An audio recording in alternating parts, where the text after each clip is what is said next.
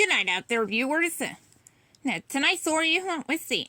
It's another one from the, from the collection of Scooby-Doo 5-minute stories.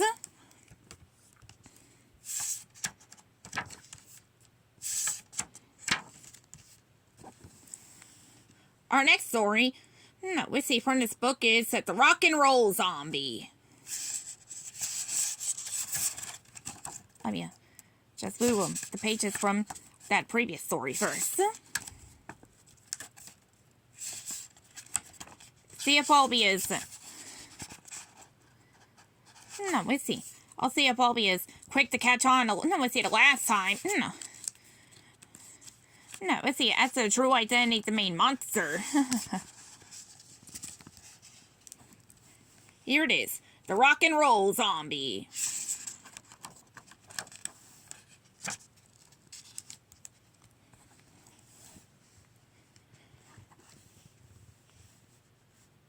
It was Friday night, and Scooby and the gang, were at a concert by their favorite band, Electric Pickle. Daphne and Velma loved to dance to the beat. Fred loved the band's groovy tunes. Scooby and Shaggy thought Electric Pickle played great music to eat to. A fog machine suddenly blanketed the stage in a thick layer of fog. Jeepers! That sure is a lot of fog, Daphne said. I wonder how Steve and the String Bean, the lead singer, could see anything. As the fog cleared, there was a nasty surprise.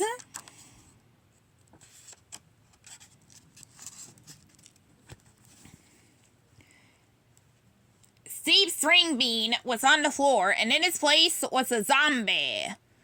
The zombie started to sing. I'm the rock and roll zombie. Oh, yeah, yeah. With a roar, the zombie picked Steve up and ran off stage. Hold on, folks, the band's guitarist said into a microphone. I'm sure we can find Steve. Don't go anywhere. Come on, gang, said Fred. We gotta stop that zombie. He kidnapped Steve String Bean. The Mystery Inc. gang, wanted to help. They rushed out of the concert hall, but the zombie was gone. Looks like we got another mystery on our hands, Fred said. They headed backstage to begin looking for suspects and clues. It's a catastrophe! A crime! Nigel Moneybucks, the band's manager, told a reporter. Then again, it makes for great publicity.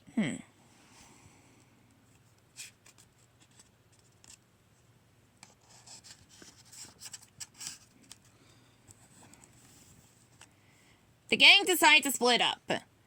Fred, Daphne, and Velma checked to Steve String Bean's dressing room. Jinkies, look at this, Velma said. Somebody sure has a lot of sure uses a lot of makeup. That doesn't look like Steve's style, Daphne said. But who else can we get in here? Meanwhile, in the light booth, Shaggy and Scooby were in luck. Bad luck, that is. They were searching cabinets and under desks when they heard a bang on a nearby door.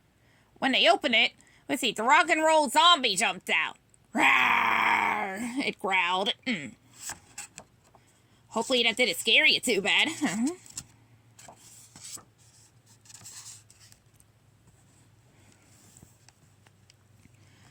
Why, come on, Scoob! Shaggy yelled, leading Scooby out of the light booth and onto a rickety aisle above the stage. Scooby-Doo cried, hopping onto Shaggy's back. He was afraid of heights. The zombie sang as he chased him. Oh, yeah, you can run, and you can hide. But then again, I'm gonna make you cry, yah! While Scooby and Shaggy were being chased, the rest of the gang were interviewing suspects. First up was Steve String Bean's ex-girlfriend. If you ask me, he deserved to be kidnapped, said Molly. He dumped me. Well, that sounded suspicious. Molly didn't look strong enough to be able to lift Steve and carry him off stage the way the zombie had. Molly wasn't the culprit.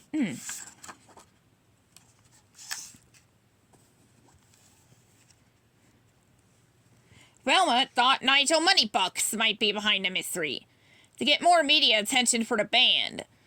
Or maybe it was former band member, Motley Mange. Yeah, he kicked me out of the pickle, Motley said. We were mates, but I would never do something like this. Besides, I got a new band now.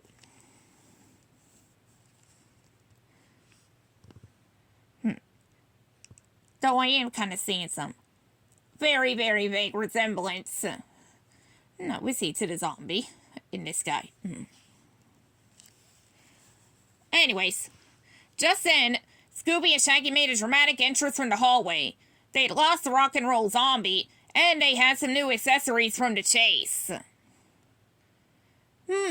This gives me an idea, Fred said, eyeing his pal's new looks.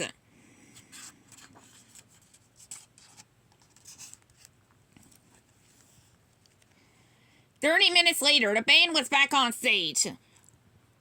Let's see. We have replaced Steve Stringbean with 2 new lead singers, Daphne announced to the crowd. Please welcome back Electric Pickle with Shaggy and Scooby-Doo.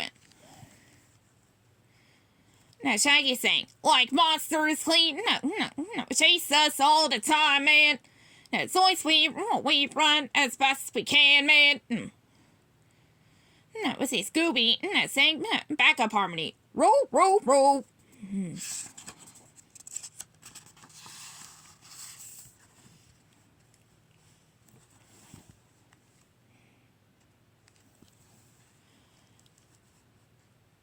The rock and roll zombie didn't like Shaggy and Scooby singing one bit. Rah! It roared as it came for them. Fred and Velma were ready for the zombie's attack. When it went to grab Shaggy and Scooby, the pair ducked. And Velma and Fred jumped out and tied it up. And quick as a wink, the zombie was captured. Fred's plan had worked. Velma walked over and pulled off the zombie's mask.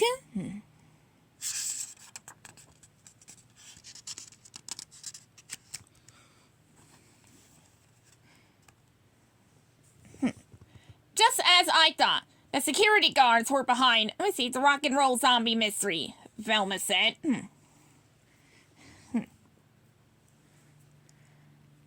No, a little off from what I was thinking. No, they were the only ones who had keys to the dressing rooms where they stashed the zombie makeup kit. Steve Stringbean was found safe, tied up in the basement. The security guards had planned to get the concert canceled, so they could hold him for ransom.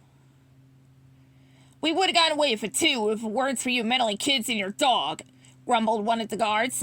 The concert was saved. The end.